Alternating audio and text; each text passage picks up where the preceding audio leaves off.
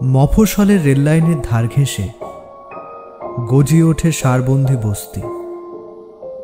তাই একটু অসাবধান হলেই ঘটে যায় বিপদ। সেই মৃত্যুর পরে তারা যায় কোথায়?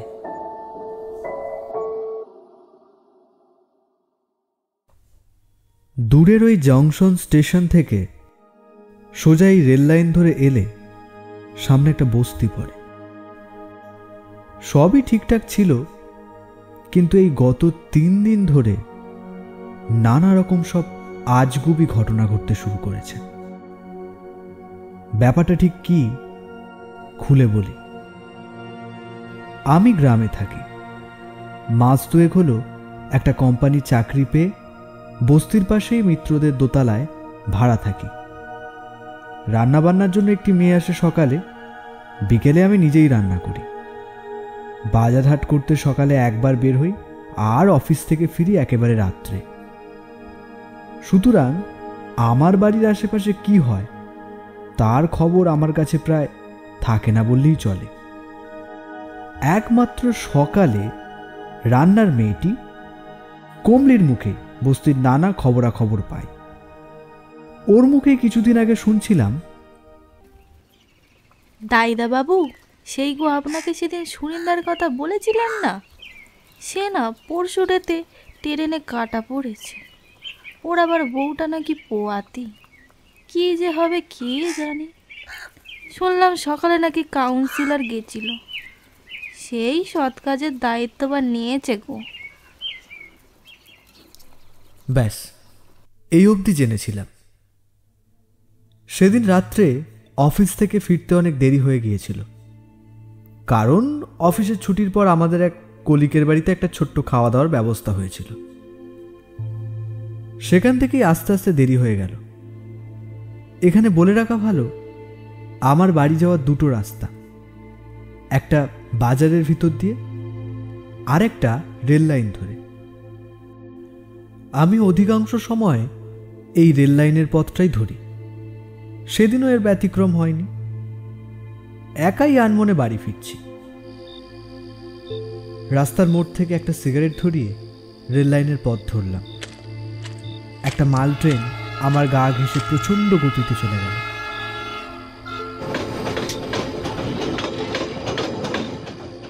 আমার সারা শরীর সেই হাওয়ায় একবার কেঁপে উঠল। সবে শীতের শুরু, এর মধ্যেই ঠান্ডাটা ভালোই পড়তে শুরু করেছে।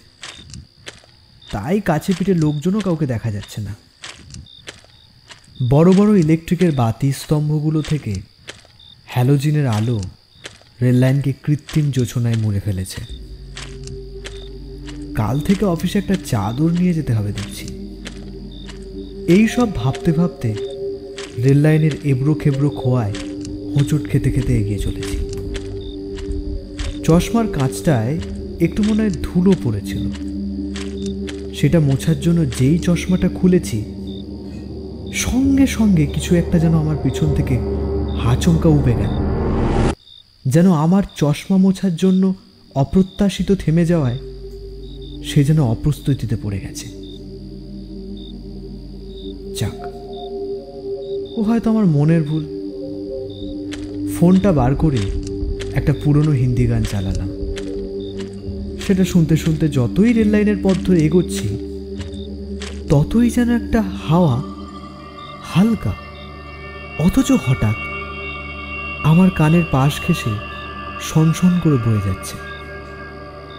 শীতের দুপুরে যেরকম একটা মাঝে মাঝে কনকনে বাতাস বয়, হাওয়াটাও ঠিক সেরকম।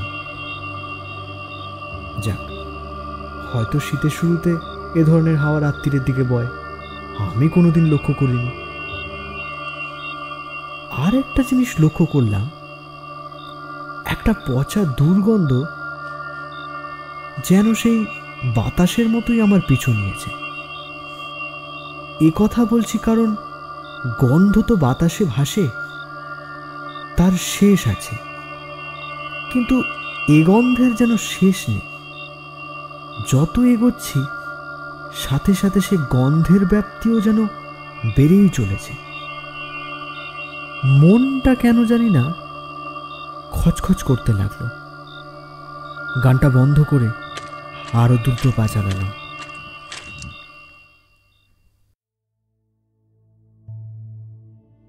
এরপর 2 দিন কেটে গেছে। অফিসের চাপে ঘটনাটা ভুলে গিয়েছিলাম। 3য় দিনের মাথায় একদিন অফিসেরই কাজে বাড়ি ফিরতে ফিরতে প্রায় 12:15। এই কদিনে শীতটা বেশ ভালোই পড়েছে। অভ্যেস মতো বাস থেকে নেমে একটা পানবিড়ির দোকান থেকে একটা সিগারেট ধরালাম।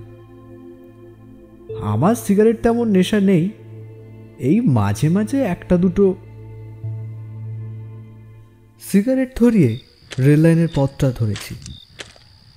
ঠিক তখনই আমার মাথায় আগের ঘটনাটা মনে পড়ে গেল।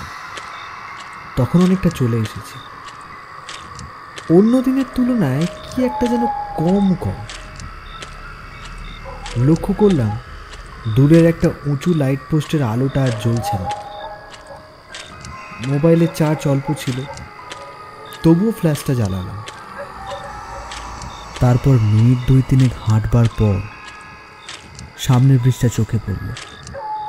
তার নিচে এখন জমাট কালো অন্ধকার, আর সেই নিকষ কালো অন্ধকারের ঠিক ওপারে যা দেখলাম, দেখে আমার সর্বাঙ্গে একটা হিমের স্রোত বয়ে গেল। ঠিক বাঁদিকের 5 নম্বর রেল লাইনটার উপরে কে যেন মাথা নিচু করে বসে লাইনের পাথরগুলোকে অনবরত অমানসিকভাবে আঁচড়াচ্ছে, যেন তার ভিতরে কোনো মহামূল্যবান কিছু হারিয়ে গেছে।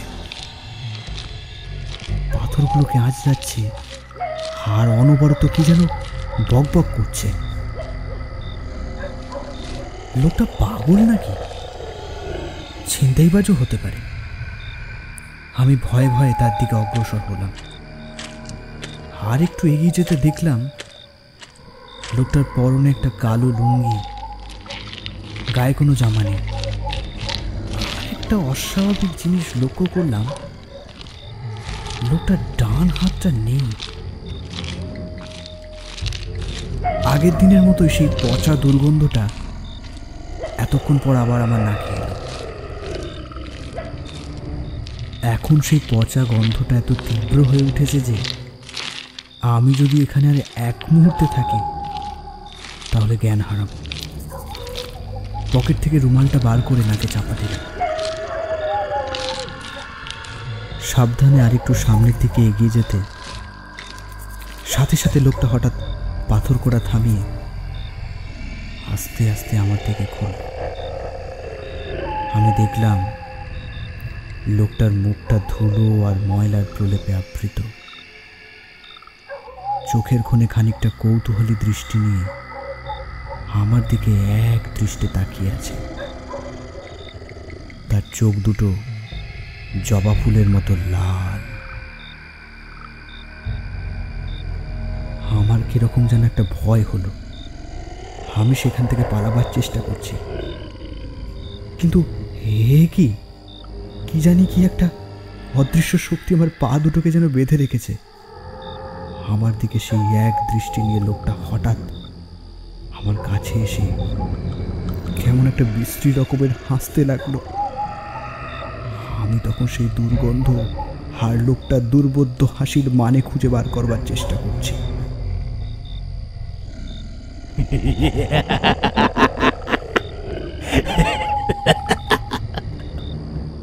কে আপনি? লোকটা তার হঠাৎ হাসিটা থামিয়ে আমার দিকে তাকিয়ে উত্তর দিল, তোর তাতে কি? না বলবো না তো। আপনি কি চান? এ প্রশ্ন করাতে লোকটা কেমন একটা জ্বলন্ত দৃষ্টি নিয়ে আমার ডান কাঁধের দিকে তাকিয়ে বলল, তোর হাত। আমি ভয়ার্ত কণ্ঠে বললাম, মানে হে কি বলছেন আপনি? আমি কিছু বুঝতে পারছি না।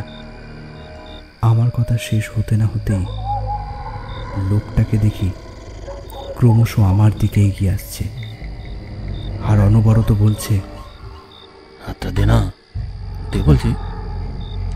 দে না, দে বলছি, দে দে দে দে দে, হাত দে, দে না। আমি কিছু বুঝতে পারছি না, আমি কি করব। সেই বিভৎস দুর্গন্ধ আর ক্রমশ লোকটার আমার দিকে ধাবিত হওয়া, এর মধ্যে লক্ষ্য করলাম আমার পা রেল লাইনের ফাটলে আটকে গেছে। আমি প্রাণপণে চেষ্টা করছি সেটাকে ছাড়াবার, কিন্তু কিছুতেই ছাড়াতে পারছি না। এদিকে দূর থেকে লাস্ট ট্রেন তার হুইসেল ছেড়ে আমার দিকে এগিয়ে আসছে। আমার মাথার মধ্যে একই সাথে ভয়, আর্তনাদ, বাঁচা মরা সমস্ত ভাবনা এক হয়ে জটলা পাকিয়ে গেল। কি করব ভেবে উঠতে পারছি না, কিন্তু লোকটা তখনও কেমন অমানুষের মতো হেসে চলেছে।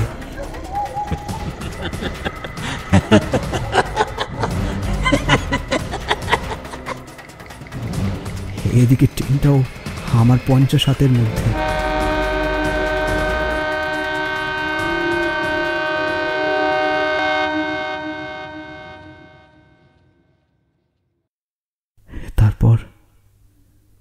তারপর আমার কিছু আর মনে নেই। সকালে নিজেকে আবিষ্কার করলাম মিত্রদের বাড়ির বারান্দায় মাদুরের ওপর শুয়ে আছি।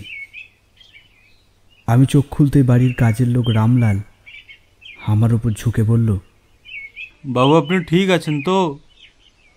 ভোরবেলায় আপনি লাল ব্রিজের নিচে অজ্ঞান হয়ে পড়েছিলেন। পরে জেনেছিলাম সেদিন লাল ব্রিজের ধারে যাকে দেখেছিলাম সে আর কেউ নয়, মানসিক ভারসাম্যহীন সুনীল, যার কথা সেদিন সকালে কমলি বলেছিল,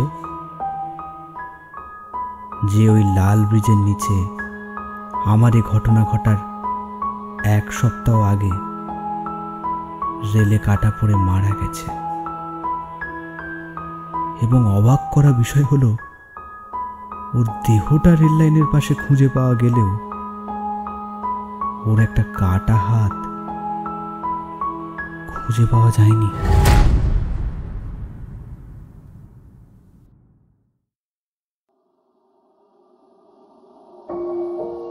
শেষ হলো আজকের গল্প কাটা হাতের সন্ধানে।